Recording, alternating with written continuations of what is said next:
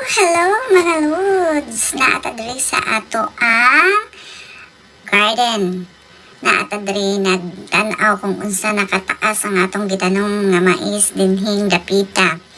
Ay mo kay bong anong gitabunan ni medyo kuan manggod kanang bugnaw pa ang panahon mo ning gitabunan para mo moist sa inside init iniga kuan mag moist siya, so dali ra kay moturok ang ato ang gipugas dinhi.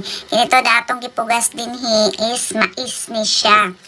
So medyo nakatubo na siya kay naan na siya sa 7 days.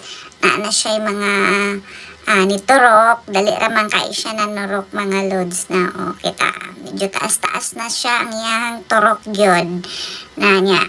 After ani, kung medyo init na, ato na ning tangtangan dinhi og cover, plastic cover, ato na ni siyang kuhaon, tangtangonan na to siya. Unya, i-update na pod muna ko kung sa nakadako ang ato ang gitanom dinhing dapita, diba? So, enjoy lang ta sa atong farming. Nana lang, enjoy lang gamay. Para dili ta bation og kakapoy, i-enjoy lang na nato. Kay mo maning ato ang hilig. Mo ni ato gusto. So, enjoy lang yun. Nana lang yun na. So, inform lang muna ko ani kung unsay dagan sa ato ang pagtanom dinhing dapita, no? Kung maayo ba nga atong pagbugas. Thank you sa pagwatch akong video. More power and God bless us all.